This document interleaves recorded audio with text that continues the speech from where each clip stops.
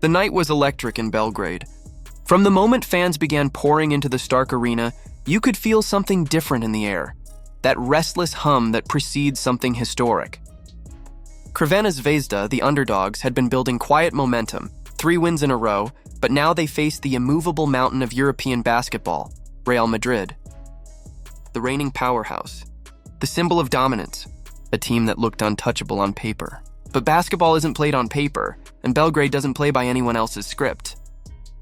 As the opening tip soared, the noise hit like a wall of thunder. Real Madrid came out steady, confident, almost too comfortable. They had every reason to be. Trey Lyles, Campazzo, Sergio Llull, names that carried legacy and poise. Yet within seconds, something became clear. Crvena Zvezda weren't here to admire greatness. They were here to dismantle it. The early minutes were a duel of rhythm. Real Madrid's machine-like offense tried to impose order, but Zvezda's energy turned the game into chaos, the kind they thrived in. Cody Miller-McIntyre, that quiet assassin, opened fire from deep. The net barely moved as the first three-pointer fell. Then another. Each shot landed like a spark in a growing blaze. The crowd roared, sensing the shift before Madrid did. When Theo Maledon sliced through traffic for a double-clutch finish at the rim, it was clear this wasn't going to be a polite exhibition. This was going to be a fight. Madrid pushed back with all the weight of their pedigree. Eddie Tavares, the 7-foot wall of defense, stood tall under the rim, deflecting attacks, altering shots, reminding everyone why he was the EuroLeague's all-time shot-blocking giant. But even he couldn't silence the surge that was brewing. Andreas Feliz, relentless and fearless, buried a deep 3 that sent the Belgrade faithful to their feet. Chuma Okeke joined the storm, knocking down triples with the cold precision of a veteran sniper. Every bucket carried defiance, and every celebration, a declaration. For Real Madrid, it was supposed to be routine. But suddenly, nothing felt routine. They looked around and saw a team that refused to yield, a crowd that refused to quiet down, and a rhythm that refused to break. Cody Miller-McIntyre orchestrated the floor like a maestro. His crossover on Sergio Llull left the Madrid veteran stumbling, his jumper at the top of the key silencing even the doubters who thought this would be a short-lived surge. Each play told the same story, confidence rising, fear fading. When McIntyre hit another mid-range pull-up, even Real Madrid's bench began exchanging uneasy glances. They'd been here before, in hostile territory. But there was something about this Belgrade night that didn't feel like any other. Real's ball movement remained elegant, their execution still precise. Campazzo, ever the magician, slipped in passes that only he could see. Alberto Abalde created space and hit contested jumpers that would beat most teams. But this wasn't most teams, not tonight. Crvena Zvezda played with unity, purpose, and an intensity that transformed every possession into a battle. As the first half closed, the noise was deafening. Zvezda led by a whisper, but that whisper carried the weight of possibility. They had looked the giant in the eye and hadn't blinked. The second half began the way every great upset does, not with luck, but with belief. Kalinic, the captain, set the tone, backing down defenders with strength and craft, then kicking it out to the perimeter for another clean look. Chima Moneke, all hustle and heart, refused to let Real Madrid breathe. His energy was contagious. His defense was suffocating. His follow-up dunk, crashing through contact and roaring as the crowd exploded, was more than just 2 points. It was a statement. We're not backing down.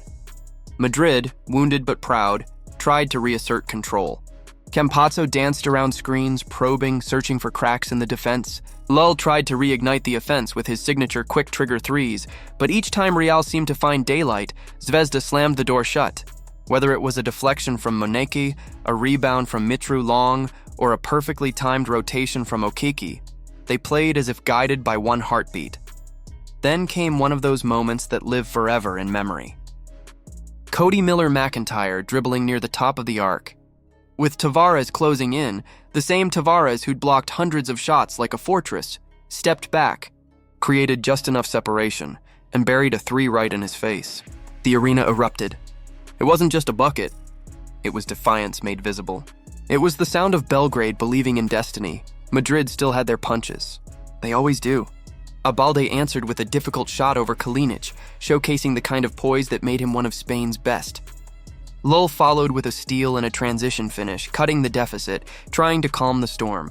For a brief stretch, Real looked like Real again. Efficient, methodical, lethal. But each time they found rhythm, Zvezda broke it with emotion. Jordan Nwora, with ice in his veins, nailed a crucial triple from the wing. Feliz followed by slicing into the lane, converting through contact. The lead began to swell. Real Madrid, the unstoppable, were being pushed to the brink, and then the play that defined the night. With under a minute to go, Trey Lyles picked the pocket of a Zvezda guard, sprinting the other way. For a moment, it looked like Real would get the fast break finish to cut it close. But in came Chima Moneke, out of nowhere, stripping the ball back clean, turning defense into explosion.